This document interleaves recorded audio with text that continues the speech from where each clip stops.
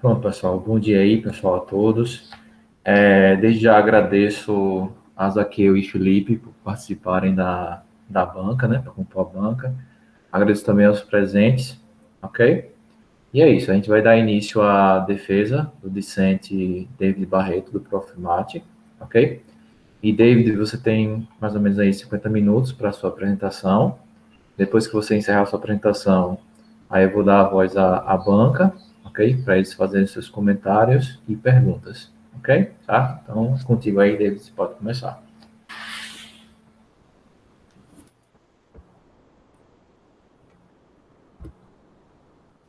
Ok, bom dia a todos.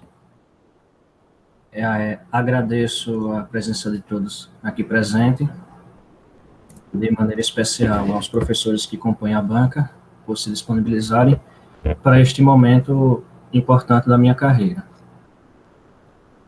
O tema da minha dissertação é as conjecturas como instrumentos de ensino de matemática, sob a orientação do professor André Vinícius. Mais uma vez eu agradeço a presença dos membros da banca e de todos os outros que estão aqui também presentes.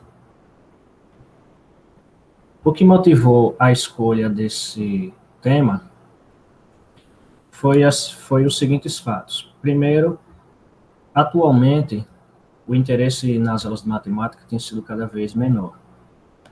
E muitas vezes, isso está ligado ao fato de que eles não veem sentido muito direto naquilo que eles estudam na escola com o que eles lidam no seu dia a dia. É por isso que é muito comum observar perguntas do tipo: eu vou usar isso onde, né? Eu sempre ouço muito isso na minha carreira como professor e várias vezes a gente fica sem resposta.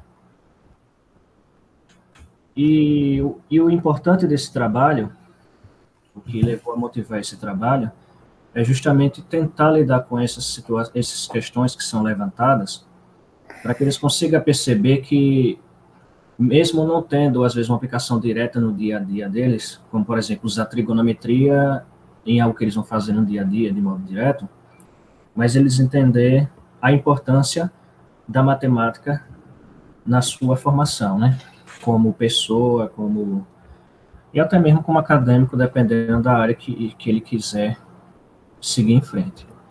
Então, os objetivos desse trabalho é apresentar algumas conjecturas e, a partir delas, propor algumas sequências didáticas que permitam ao aluno desenvolver habilidades relacionadas ao ato de questionar, testar a validade de uma afirmação, propor também algumas conjecturas baseadas naquele problema proposto e começar a argumentar matematicamente.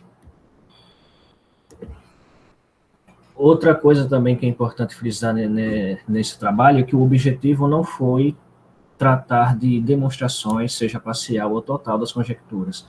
Elas apenas foram utilizadas para servir de mecanismo de motivação, porque elas apresentam certas características desafiantes, podemos assim dizer, e através desse perfil, induzir o aluno a se sentir motivado a estudar. Esse trabalho está organizado da seguinte maneira: o primeiro capítulo, que é onde eu vou apresentar 4 conjecturas, a conjectura de Béal, a conjectura de Collatz, a conjectura de Goodber e a conjectura de Toeps, também conhecida como problema do quadrado inscrito.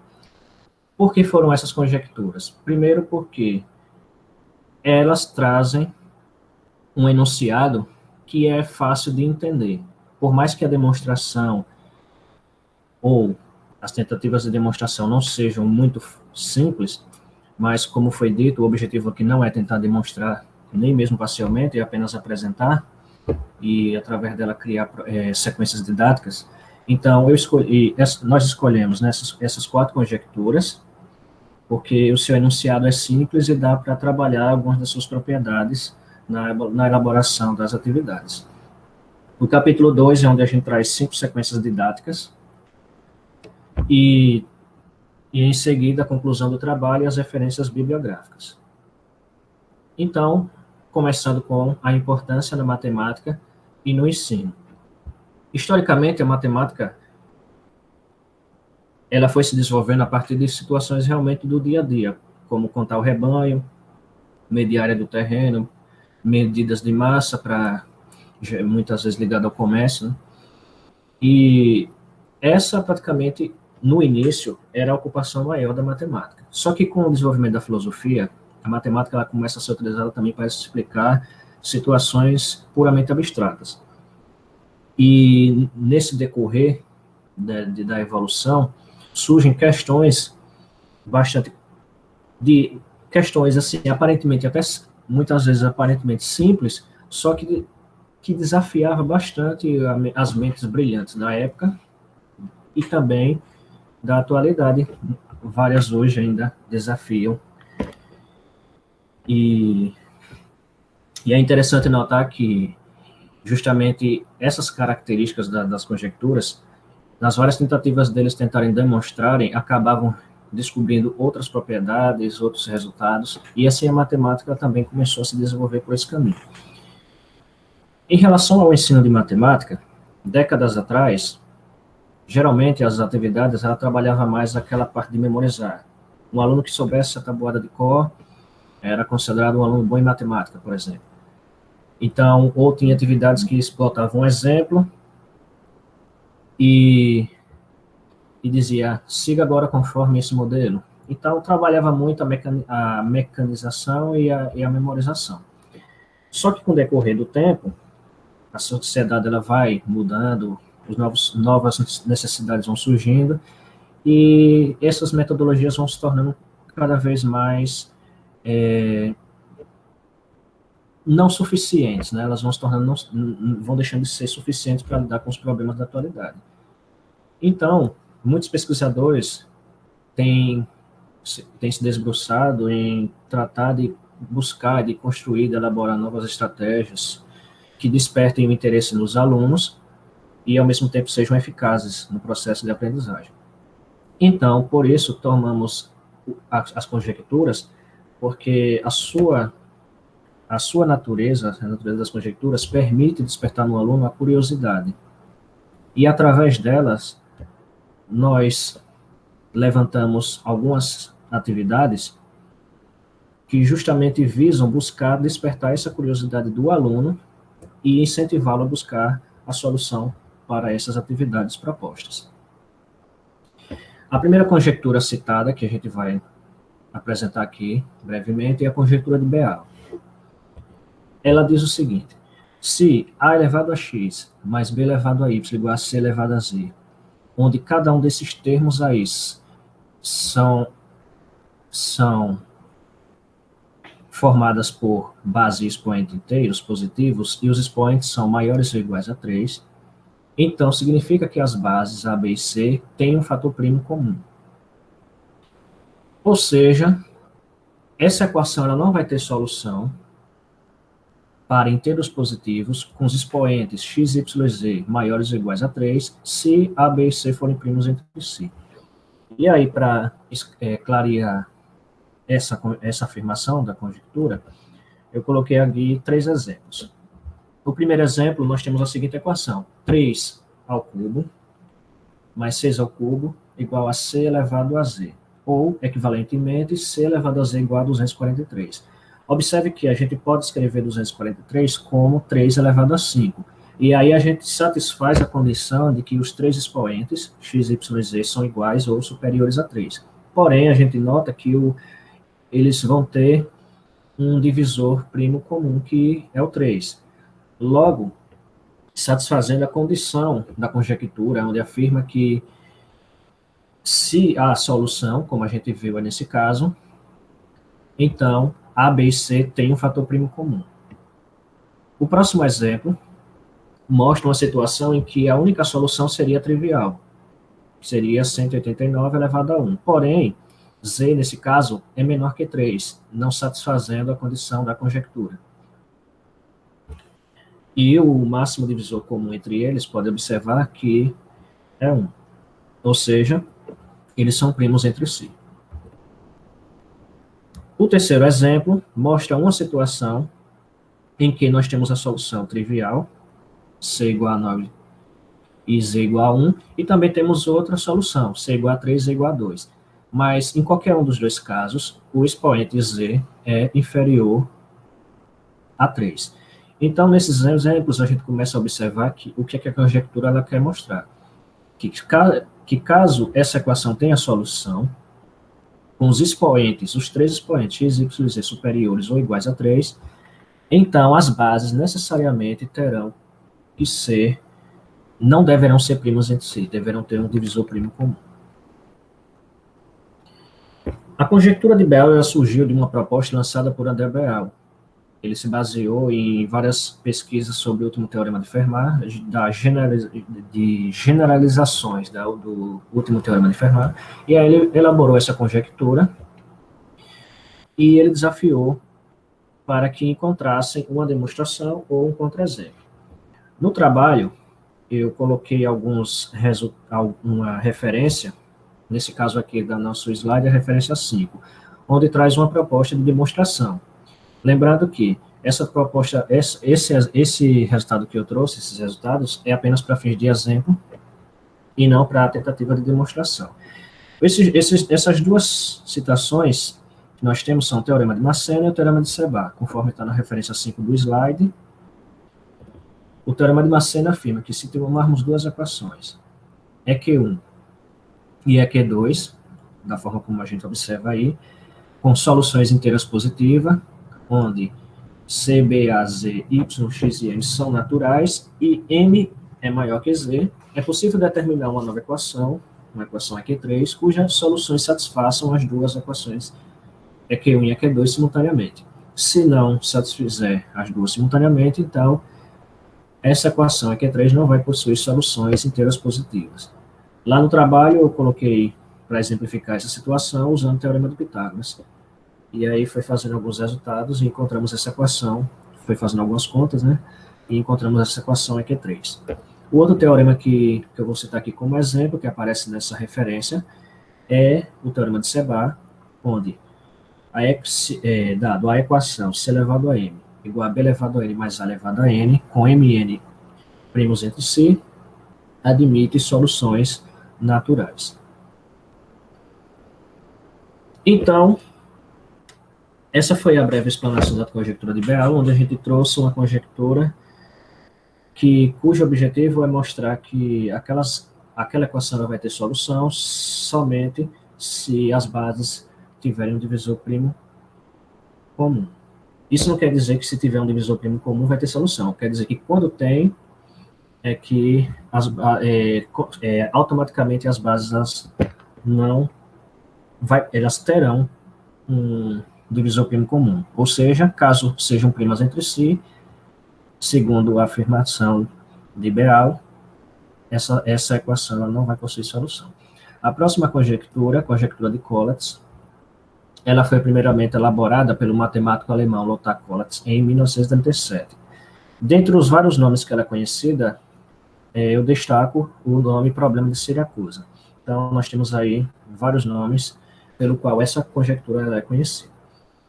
E, de acordo com ela traz um algoritmo onde o objetivo final é chegar ao resultado 1, qualquer que seja o número que a gente escolha.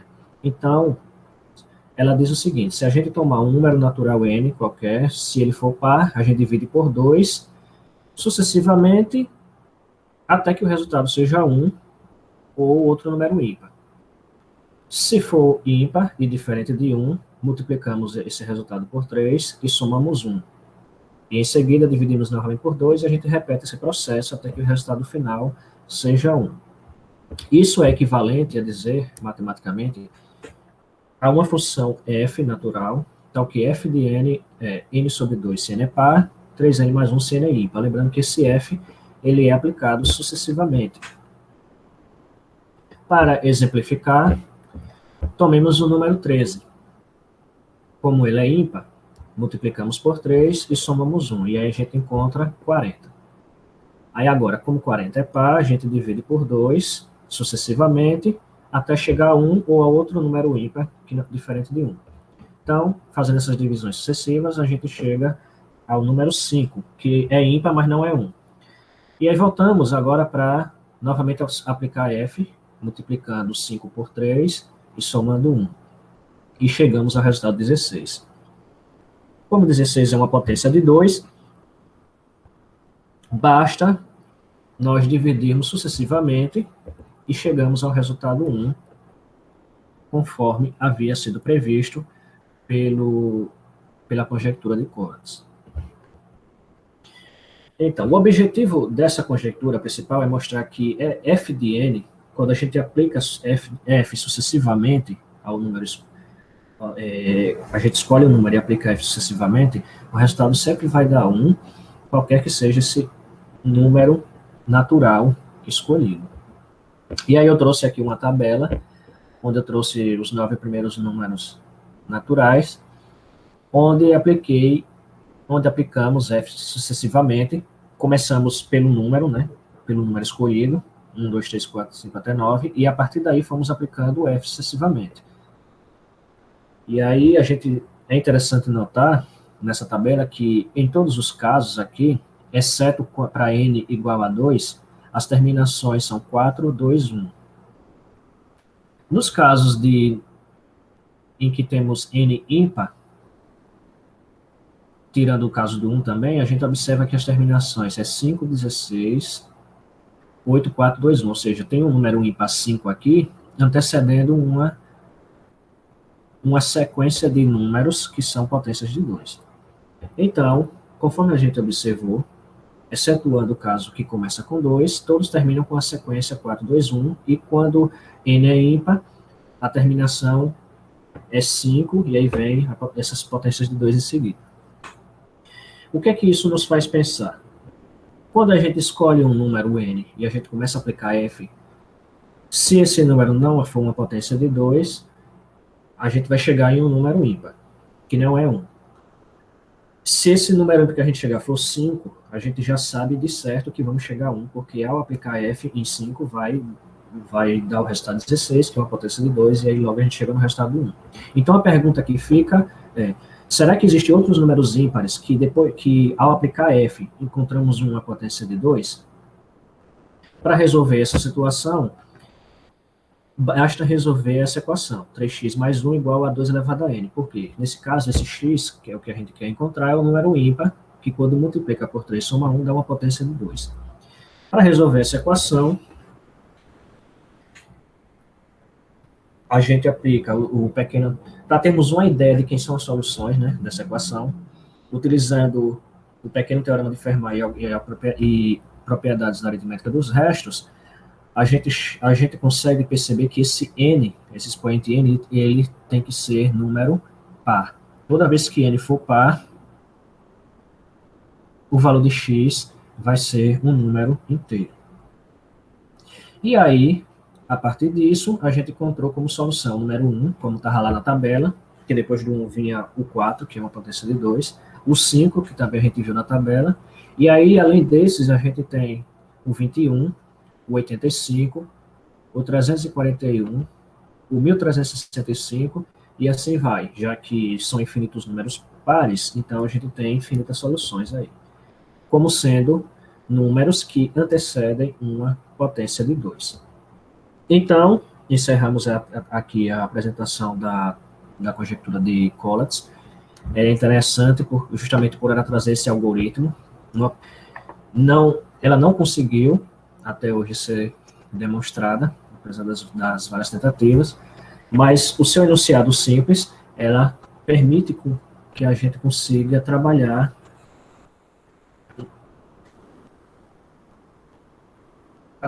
com elas no ensino básico, através de formulações de sequências didáticas. A próxima conjectura, a conjectura de Goldberg, inicialmente ela tinha duas versões. Todo inteiro, que possa ser escrito como a soma de dois primos, pode ser também escrito como a soma de quantos primos se queira, até todos os termos serem unidades. E a outra versão, todo inteiro maior que 2, pode ser escrito como a soma de 3 primos. É interessante notar que, da maneira como foi escrito essas versões, naquela época, o número 1 era considerado um número primo. Por isso que ele afirma que todos os termos, à medida que vai sendo decomposto em somas de primos, chegarão a todos os termos se tornar unidades. Porém, atualmente, o número 2 se tornou o menor número primo. Então, a partir daí, a conjectura de Goodbeer passou a ter a seguinte versão, de duas partes. A conjectura par de Goodbeer, que também é conhecida como conjectura forte, e a conjectura ímpar, que também é chamada de conjectura fraca. Ela é chamada de conjectura fraca porque, caso obtenha uma demonstração para a conjectura par, ela vai implicar na demonstração da conjectura ímpar. A conjectura par ela afirma que todo inteiro par maior que 2 é a soma de 2 primos. E a conjectura ímpar, todo inteiro ímpar maior que 5 é a soma de 3 primos. Então, eu trouxe aqui uma tabela onde exemplifica as duas partes, da conjectura par e da conjectura ímpar, onde na conjectura par a gente tem cada número par maior que 2 como podendo ser escrito como a soma de 2 números primos, e nas duas colunas da direita nós temos, exemplificando a conjectura ímpar, onde cada número ímpar aqui maior que 5 pode ser escrito como a soma de 3 números primos. O interessante dessa conjectura de Goodbeer é que ela traz uma semelhança com a decomposição dos números inteiros em produto de números primos. Só que, diferentemente do teorema do produto dos números primos, a conjectura de Goodbeer ela traz usando a adição em vez da multiplicação. Muitas tentativas de demonstração dela foram feitas, somente a da conjectura ímpar, a conjectura fraca, que se conseguiu chegar a um resultado, mas ainda a conjectura par, ela permanece em aberto. Então, essa é a conjectura de Goodbeer. Nossa próxima conjectura, até aqui a gente trouxe algumas conjecturas que elas giram muito assim dentro de uma determinada área específica. Então, escolhemos também uma conjectura que trabalhe também agora com partes geométricas, que é a conjectura de Toeplitz, também conhecida como o problema do quadrado inscrito, que foi proposto por Otto Toeplitz em 1911 e ainda não foi obtida uma solução para o caso geral. Essa conjectura diz que qualquer curva plana simples fechada contém os 4 vértices de algum quadrado. E uma curva do plano é dita fechada simples se ela não possui autointerseções e se começa e termina no mesmo ponto. Então, no trabalho, a gente trouxe exemplos, né, de casos particulares onde foi possível validar essa conjectura. Que exemplos foram esses? A construção do quadrado inscrito num triângulo equilátero, a construção do quadrado inscrito num quadrado, também a construção de um quadrado inscrito num círculo, inscrito também num pentágono, e também na elipse. Dentre esses exemplos, para apresentar aqui, eu trouxe para exemplificar a construção do quadrado inscrito na elipse. Então, para começar essa construção, inicialmente a gente constrói uma elipse sobre o plano cartesiano, de maneira que o seu centro esteja sob a origem do sistema de eixos coordenados. Logo, a sua equação vai ser x ao quadrado sobre a ao quadrado mais y ao quadrado sobre b ao quadrado igual a 1. Sendo assim, os seus vértices que estão sobre o eixo X serão A1 e A2, e suas coordenadas serão menos A e 0, respectivamente, e os seus vértices sobre o eixo Y, B1 e B2, terão como coordenadas 0 e menos B, 0 e B, respectivamente. Esses são os vértices da nossa elipse, que está na figura que vai ser mostrada no slide a seguir. Após construir essa elipse sobre o plano cartesiano, marcamos sobre o eixo X os pontos X e Y que equidistam A vezes B sobre a raiz quadrada de A ao quadrado mais B ao quadrado em relação ao centro da origem. Essa é a distância de X e Y em relação ao centro da elipse. Depois de marcados esses pontos X e Y, traçamos duas retas R e S perpendiculares ao eixo X, passando pelos pontos X e Y, respectivamente. E aí nós temos aqui a figura mostrada, onde nós temos aqui a elipse, os seus vértices A1, A2, B1 e B2, conforme foi descrito anteriormente, os pontos aqui X e Y, onde a distância de X à origem e de Y à origem é A vezes B dividido pela raiz quadrada de A ao quadrado mais B ao quadrado. Depois de marcado esses dois pontos, a gente traça as retas R e S, passando por X e Y, e perpendiculares ao eixo X. Depois de traçar essas duas retas, marcamos os pontos M e Q nas interseções da reta R com a elipse, e marcamos os pontos N e P nas interseções da reta S com a elipse. Pela simetria da figura, nós teremos que esse segmento aqui, MN, será MN e Q e P, eles serão paralelos ao eixo X. No caso em que a gente aqui formamos um retângulo. A ideia final é mostrar que esse retângulo é um quadrado. Então, partindo disso aí, qual vai ser os próximos passos? Esse arco superior da elipse vai ser chamado de F1 de X, e o arco inferior vai ser chamado de F2 de X. Onde, para acharmos F1 e F2, isolaremos a variável y da equação da elipse, e aí, como o y está ao quadrado, nós teremos que F1 e F2 serão opostos. E feito e encontrado essas duas funções, qual será o próximo passo?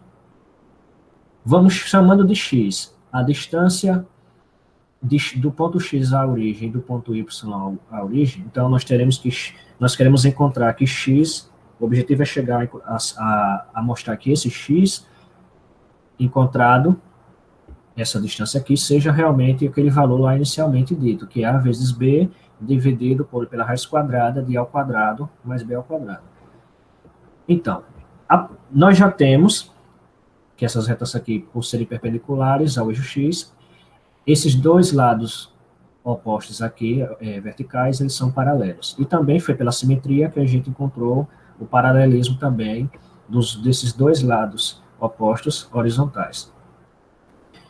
Logo, nós temos que o lado MQ médio tem a mesma medida do lado NP, e os lados MN, Q e P têm a mesma medida. Para mostrar que é um quadrado, resta mostrar que M e Q têm a mesma medida de M e N. Então, chamando de x, como a gente falou, essa distância aqui do ponto x ao zero, então, o ponto M vai ter como coordenada y f1 de menos x. E N vai ter como coordenada y f1 de x. Analogamente, a ordenada do ponto Q vai ser f2 de menos x e a ordenada do ponto P vai ser f2 de x. Então, partindo aqui para os cálculos, então, nós isolamos o y, e A partir disso, definimos duas funções, f1 e f2, cujos gráficos vão descrever o arco superior e inferior da elipse, conforme foi dito lá na figura. Essas são as duas funções, f1 de x e f2 de x. E, como foi dito que a distância do ponto x e do ponto y0 será chamada de x, então temos que as coordenadas de x vai ser menos x e 0, e a de y, x e 0. Daí, nós temos que a distância de M a N e de P a Q, que são os lados horizontais, vai corresponder a distâncias do ponto x ao y, que é 2x.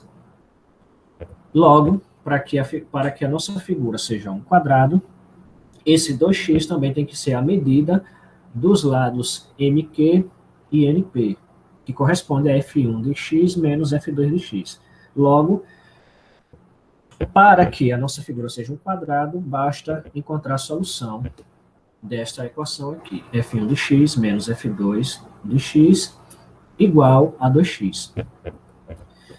Substituindo a equação 3 na 4, obtemos as seguintes equivalências. Então, nós temos 2x igual a f1 de x menos f2 de x. Então, dividimos ambos os membros por 2, depois substituímos f1 e f2 pelas suas respectivas expressões, efetuamos os cálculos dentro desses colchetes, e, por fim, encontramos que x é igual a raiz quadrada de b ao quadrado menos b ao quadrado sobre a ao quadrado vezes x ao quadrado. Agora, elevamos todos os membros ao quadrado e encontramos x ao quadrado igual a b ao quadrado menos b ao quadrado sobre a ao quadrado vezes x ao quadrado. Como queremos encontrar x, vamos isolar o x e, após isolarmos, temos a seguinte equação. X ao quadrado vezes a expressão 1 mais b ao quadrado sobre a ao quadrado, tudo isso igual a b ao quadrado. E aí eu divido ambos os membros por essa expressão que multiplica o x ao quadrado, e aí obtemos essa equação equivalente. X ao quadrado igual a b ao quadrado sobre 1 mais b ao quadrado sobre a ao quadrado. E aí a gente resolve essa adição que está no denominador da nossa fração aqui no segundo membro. Efetuamos também a divisão do numerador pelo denominador e chegamos à seguinte equivalência.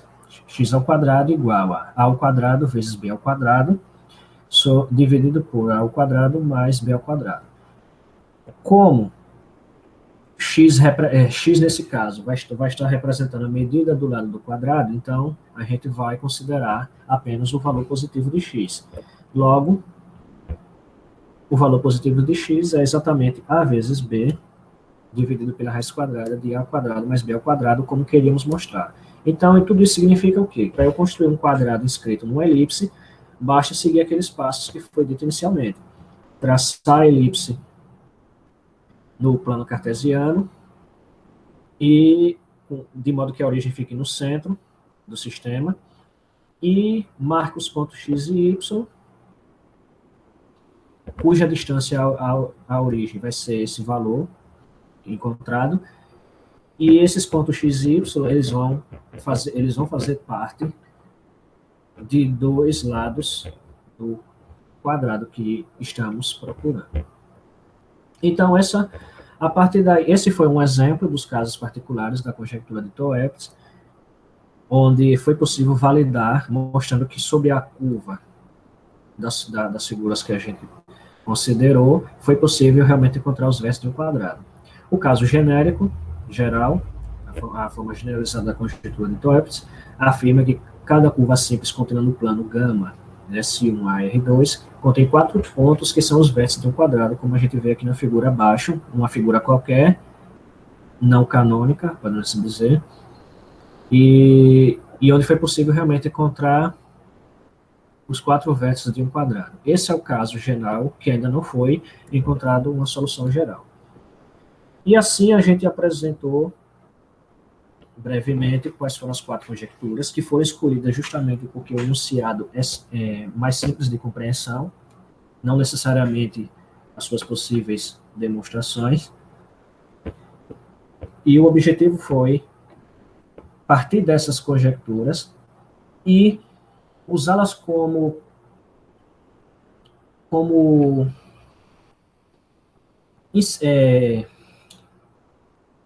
inspiração para a elaboração das sequências didáticas que propomos no capítulo 2.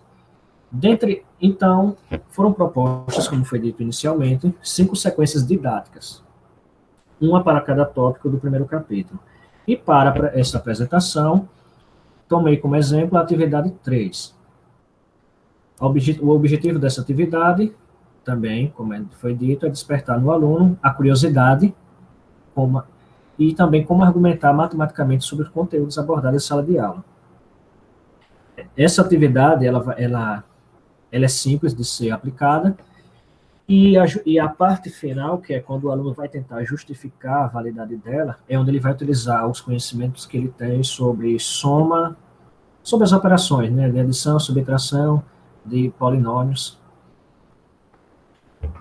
E como foi visto anteriormente, essa atividade ela vai fazer ela foi inspirada na conjectura de Collatz, lembrando que ela não é uma aplicação da conjectura de Collatz diretamente.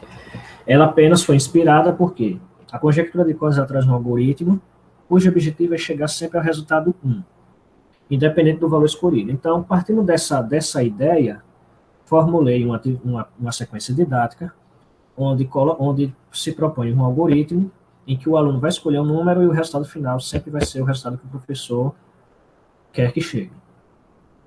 Então, vamos ver a descrição dessa atividade. O aluno escolhe um número natural qualquer e anota numa folha de papel, de modo que apenas ele saiba que número foi que ele escolheu. Ele anota no papel justamente para não esquecer o número, né? Porque se fosse tentar fazer o cálculo mental, poderia, às vezes, se confundir. Então, a ideia é que ele anota no papel, no mesmo papel que ele vai fazer as contas, e só ele sabe o número. Em seguida, ele vai multiplicar por 2 esse número, depois vai pegar o resultado, vai somar 10, e aí, em seguida, ele vai dividir por 2, e, por fim, subtrair o resultado inicial. E o valor final vai ser 5, independentemente do valor que o aluno escolheu. Vamos ver 2 exemplos da aplicação dessa atividade. Exemplo 1, vamos supor que o número escolhido foi 13. Aí o aluno, em seguida, ele vai multiplicar por 2, e o resultado encontrado é 26. Depois, ele soma 10, e o resultado encontrado é 36. Em seguida, divide por 2 e obtém como resultado o número 18. Por fim, ele subtrai 13 de 18 e encontra o resultado 5, conforme foi previsto na atividade. Um exemplo 2, vamos supor que agora ele escolha o número 47. E aí repete o mesmo processo, multiplica por 2, obtém 94 como resultado. Depois soma 10, encontra 104. Divide por 2, encontra 52 e subtrai 5, ou subtrai 47, que foi o valor que ele escolheu, e encontra o resultado 5. Depois depois dos alunos seguir executar essa etapa da atividade, o próximo objetivo é que o aluno se questione por que o resultado sempre é 5, mesmo que ele troque sempre o valor escolhido inicialmente. E aí a ideia é que ele comece agora começar a trabalhar a justificativa, onde ele vai utilizar agora o que ele aprendeu em adição nas operações básicas com monômios, né, polinômios. Então, a justificativa poderia ser a seguinte: seja n o número que ele escolheu. Multiplicando por 2, obtemos 2n. Ao somarmos 10, teremos 2n mais 10. Em seguida, ao dividirmos por 2 essa expressão, encontramos n mais 5, e por fim, ao subtrairmos o valor inicial, teremos 5. E aí mostra que o n realmente acaba se cancelando, fazendo com que realmente o resultado independa do valor inicial escolhido. Depois de resolvido essa segunda parte, o próximo questionamento é: será que é possível formular a atividade de maneira que o resultado final não seja 5? que esse mesmo processo sendo repetido dê um outro valor que não seja 5. Então, para lidar com esse outro questionamento, é só observar a justificativa anterior. O valor 5 final, ele é o resultado, ele é a metade de 10, que é o valor a ser somado na segunda etapa dos cálculos. Logo, se supõe, é aí onde é que ele vai conjecturar, que para que o professor queira que, por exemplo, o resultado final seja 13, ele tem que ser a metade do valor somado na segunda etapa dos cálculos. Logo, ele vai conjecturar que o valor final é a metade desse valor adicionado. Então, para poder justificar essa conjectura e mostrar que realmente é bem isso que acontece, trouxemos aqui a justificativa final. Seja n o número escolhido e k o valor a ser adicionado na segunda etapa, onde n e k são naturais. Seguindo as etapas, nós teremos, primeiro, passo é ele escolher o número, certo? Aí vem a primeira etapa do cálculo, que é somar 2, e aí obtém 2n. Depois, somamos o valor k e ficamos com 2n mais k. Em seguida, dividimos por 2 e teremos n mais k sobre 2. E por fim, subtraindo n dessa expressão, encontramos o resultado k sobre 2, conforme tinha sido previsto no exemplo. Então, realmente, o valor final vai ser a metade do valor adicionado na segunda parte dos cálculos. E daí, então, fica evidente que o resultado independe do valor escolhido pelo aluno e sempre vai ser a metade do valor adicionado na segunda parte das contas. Desse modo, o professor ele pode escolher o resultado final que ele desejar, pois basta escolher o valor de k de tal forma que k seja o dobro do valor final. Assim, é interessante que o professor escolha para k um valor que seja par para facilitar os cálculos. Contudo, é importante frisar que essa argumentação mostrada anteriormente mostra que esse algoritmo funciona para quaisquer números n e k reais. Então, essa foi a nossa atividade, uma das 5 atividades, né, onde a gente trouxe algo que desperta no aluno a curiosidade, por quê? O aluno ele vai ficar curioso, como é que o professor sabe que o resultado sempre dá aquele? Ele vai ficar intrigado com aquele e vai querer tentar descobrir o porquê. E aí foi mostrado toda a sequência da atividade e o objetivo final, que era conseguir testar. A testagem foi mostrada nos primeiros exemplos, depois conjecturar, que foi quando ele vai se questionar o porquê daquilo acontecer, e em seguida conjecturar se o valor final vai ser sempre a metade do valor adicionado, que no caso ali estamos representando pelo valor k. E aí depois ele faz a justificativa final, que é a parte da testagem, a parte da argumentação matemática. E a conclusão do nosso trabalho, conforme foi apresentado, o uso de conjecturas permite ao aluno despertar sua curiosidade, devido à sua natureza desafiadora, e também contribui no desenvolvimento das habilidades como questionar, testar a validade da conjectura, argumentar e formular novas conjecturas. Por isso é importante que as atividades elaboradas sejam tais que despertem a curiosidade e a motivação do aluno, de maneira que ele se sinta desafiado para encontrar a solução dos problemas propostos. Como inicialmente foi dito, muitas vezes eles vão querer saber se tal determinado conteúdo vai ter aplicação direta no dia a dia deles. Então, o objetivo é mostrar que, mesmo não tendo uma aplicação exatamente direta, mas a matemática ela tem as suas ferramentas, ela em si mostra o seu valor no cotidiano das pessoas, e desse modo ele vai desenvolver a habilidade para buscar soluções para os mais diversos problemas do seu cotidiano.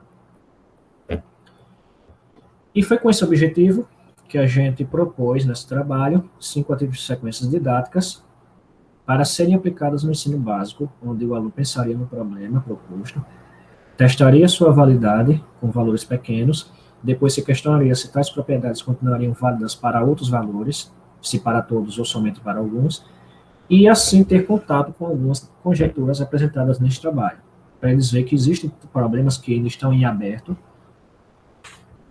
e que nem tudo na matemática está totalmente resolvido.